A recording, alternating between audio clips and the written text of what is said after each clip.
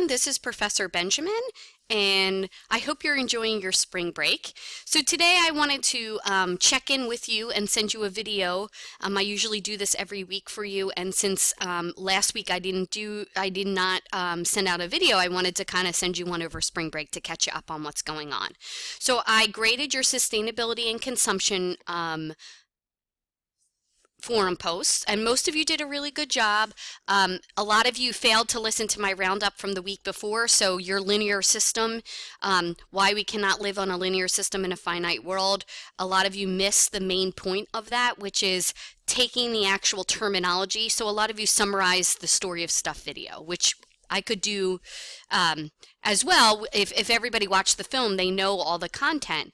The objective was to take what a linear system is, which is a line system, which is there's only an input and an output.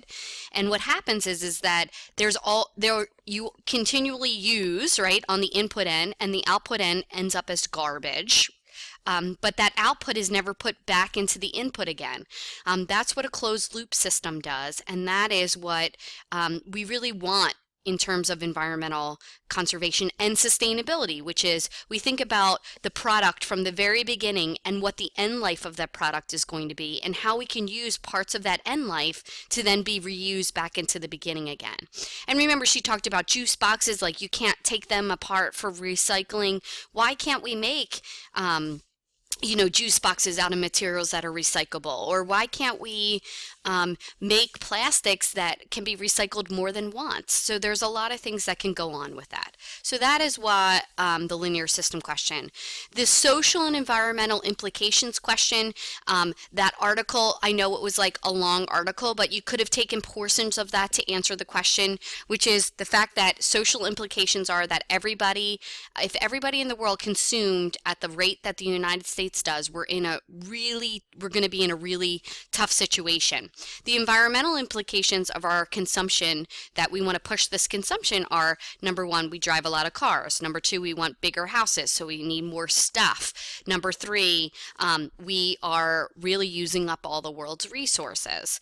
The social implications are the fact that we think we're the happiest country, but we're really not, because we put our emphasis on stuff rather than on family, etc., etc. Well, that brings in the article, evidence from the United States, and if you looked in that article, it talked about social connectedness, so between leisure consumption and vehicle consumption. So they're huge parts of that article. So if you haven't, you want to go back. So now looking forward, next week we have food and air. So food requires you to have watched the film Food Incorporated. And if you haven't seen the 10 things that you could do over spring break, I put that under the announcements tab.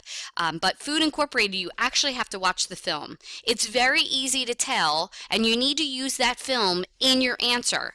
So if you do not quote from the film, then I can't give you credit for your forum post, because what tends to happen is students just go online, they look up a YouTube video clip, and then that's it. And unfortunately, you haven't watched the film to get the full idea of our food system that's in crisis, okay? There also will be a large question on the midterm, and when I mean large, your midterm's only worth 20 points. So if a question's worth 2 or 3 points on the midterm, that's a substantial amount of the 20 points. So there will be a large question on the film Food Inc., and you will need to actually quote the film in your answer. Okay, you also have air next week. So you have a lot next week. Besides that, so you have your initial posts for air and food due by Tuesday.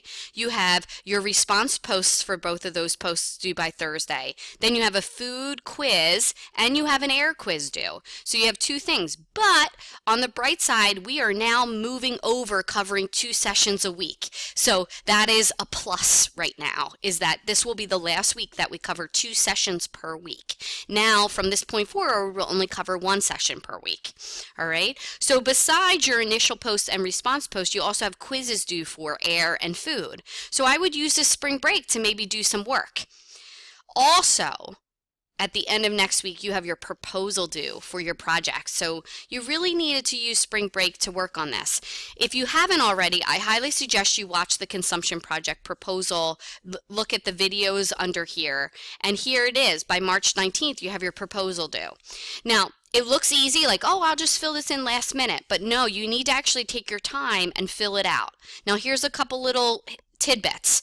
You cannot use a statistic that has pounds in it or some 3D image. So it's really hard for people to look at an image and see pounds because pounds is a 3D object. So when you're looking at an image and if you say, you know, I don't know how many pounds of trash are used, people are going to have a really hard time. It's better to stick with items. So if you can find something with how many items or how many, now gallons, I may give some leeway on if you're going to use water with gallons.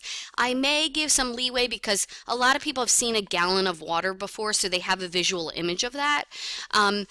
So I think I might let the gallon slide, but if you submit a pounds one to me or something that is just unattainable, meaning something that you just can't visually picture, I'm going to ask you to resubmit. So it would be better to get it right the first time, okay? And I will provide commentary back to you on all of your proposals. So don't forget, your project proposal is due by March 19th. So next week you have a really rough week. And then the following week you have your midterm. So I know a lot of you are like, this is a lot of work, but remember, it is a 10-week course. So it doesn't mean you got 4 free weeks of this class. It means that we need to take those 4 weeks and push them into that 15-week semester. The other thing is if you're using your spring break wisely, if you look under food, here is the review for the midterm. And if you click on the review for the midterm, you'll actually see a lot of the information that you need. You'll see here, you're going to only get 2.5 hours for the midterm, but you need to do the legwork before the midterm, meaning you actually need to find these answers and type out at least a paragraph in length for each of these answers. If you do that, when it comes time for the midterm, you will just then copy and paste your answers into the midterm depending upon what questions I ask, okay? So the questions will be almost the same as on the sheet. You won't have any surprise questions. So your actually midterm is in the preparation before the midterm. Now I just graded my my 2 15-week sections, and even though I've given this warning, so many students failed to prepare before the midterm. So failed to type out the answers, you know, at least a paragraph in length for each of these questions. So what is a commons? A commons is a shared space. Commons can be large, such as oceans, air, land. Commons can also be small, like a park. That is like an answer that you would give for the commons question. What is the main goal of the phrase tragedy of the commons as related to this course? The main goal of this phrase is the fact that there's a tragedy in the commons, which is the fact that you look at the commons for our short-term needs rather than our long-term interests. When we do this, we destroy the commons. So these are the kind of answers that I'm looking for each of these questions. I've broken them up into sessions so that you are able to find those, and a lot of them I kind of give you a little bit of a hint of where to find them. And where where the answers can come from. So you want to start working on this. And if you see here, this is huge. I'm going to pick one of these 3 questions from the Food Inc. film for you to answer. So while you're watching the film, it would be good for you to have these questions and maybe write out an answer so there you go. You already have one answer completed. So I want you to make sure you take a look at all of this and start preparing for the midterm exam. So this week coming up, we have food and air, and then the following week we have climate change. So we only cover one session, but don't forget, at the end of that week, you also have your midterm due. Okay, so you have a lot. We cover air and food, and then you have your proposal due. The first week we get back from spring break. The second week back from spring break, we have we cover climate change, and then you have your midterm at the end of that week. So there's a couple things coming up that you need to work on. But after the midterm's over, this course significantly starts on a downhill trend. So if you can just push through for the next couple weeks, you will succeed. I mean, you will have gotten yourself over the hump, and then you can start really just we can start sliding into home plate. Okay? So if you have any questions over spring break, I am available. Feel free to reach out. I'd be more than happy to help you. I really suggest that you start preparing for your midterm along with your forum posts for next week. This way you're getting yourself ahead of the game.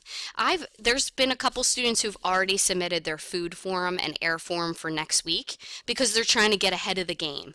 And so I know technically this is spring break and it's your week off, but if you're want to get ahead, this is a wonderful way to get ahead in this class.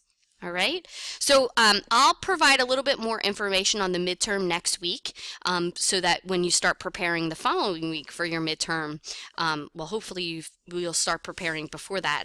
I'll give you a little bit more details about the midterm exam. All right, have a wonderful rest of your spring break. If you have questions, feel free to reach out and use this time to get ahead. Okay, have a good one.